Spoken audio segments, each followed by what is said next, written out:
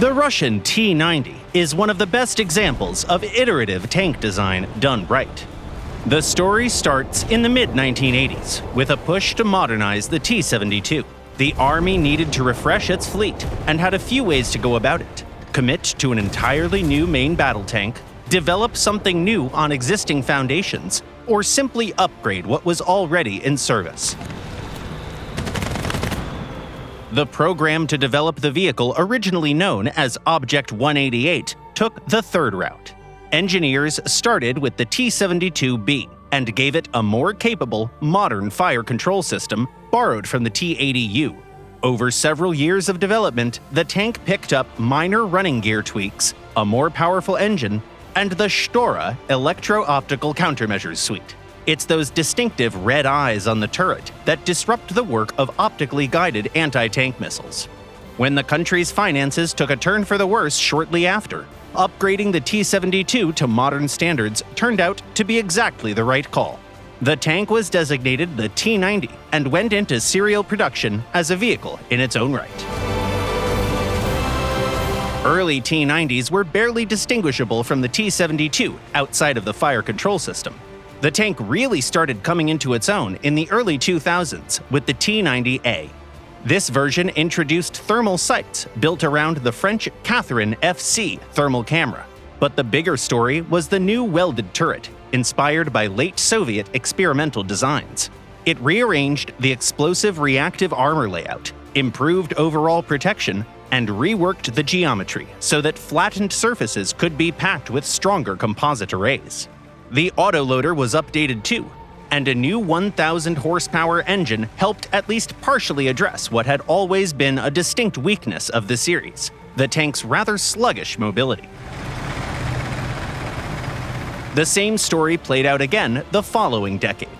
Next-generation programs stayed stuck in the promising but unaffordable category, so the Army pivoted to large-scale procurement of the T-90M, essentially a T-90A put through a thorough rebuild. This time, the changes ran much deeper. A new turret, relict ERA, ammunition partially moved from the hull into a rear turret bustle, a remotely operated weapon station, and an even stronger engine. The Kalina fire control system was another significant addition, boosting the tank's capability to react to new threats.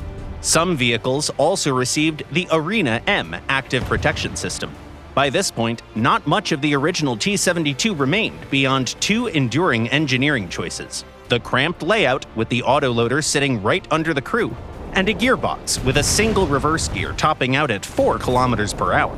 Everything else had been brought up to the standard of a genuinely modern MBT, and at a price that undercut most Western alternatives by a meaningful margin.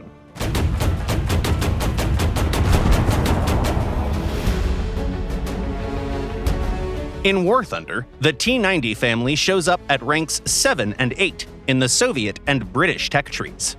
The earlier variants are the Russian T-90A and the Indian T-90S Bhishma. The Bhishma sets itself apart from the later T-72B with a sturdier turret, a new engine, powerful optics with a thermal imager and 12 times gunner's sight, and a mine plow for getting through minefields. The mine plow can also serve as a handy distraction for anyone trying to put a shot into your lower front plate, one of 3 weak spots on the tank. The other two are the driver's hatch in the center of the hull and the gun mantlet. Early T-90s are quite sluggish and have a slow aiming speed. And in reverse, any T-90 would lose a race even to some tanks from the First World War. When you need to pull back, the cleanest solution is to throw out a smokescreen, spin the tank around, and just drive forward. Keep the turret facing the threat and use your thermals. Through ESS smoke, it's quite easy to destroy opponents that are too eager to rush in, or tanks that don't have their own thermal imaging equipment, like early models of the Leopard 2. With this level of mobility in mind, the T-90 plays best as a sniper. Leopards and Abrams tanks are best caught from the side, with shots aimed at the forward part of the hull near the center of the fighting compartment. One good hit there usually takes out most of the crew and modules at once. The 3BM-42 round typically does enough after-penetration damage to finish the job on the spot. The T-90A also has access to the 3BM-60.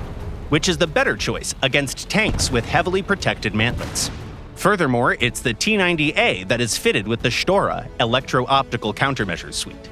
Don't lean on it too much though, since Spike missiles and plenty of other modern munitions aren't affected by it at all. Finally, there's the T-90M, bringing some massive upgrades. Both of its variants have higher resolution thermals, faster turret drives, and an automatic target tracker. The recently added Arena M version can also intercept missiles from helicopters and drones, along with Spike and Acheron missiles fired by modern IFVs, making it a particularly strong pick for hunting light vehicles and SPAAs.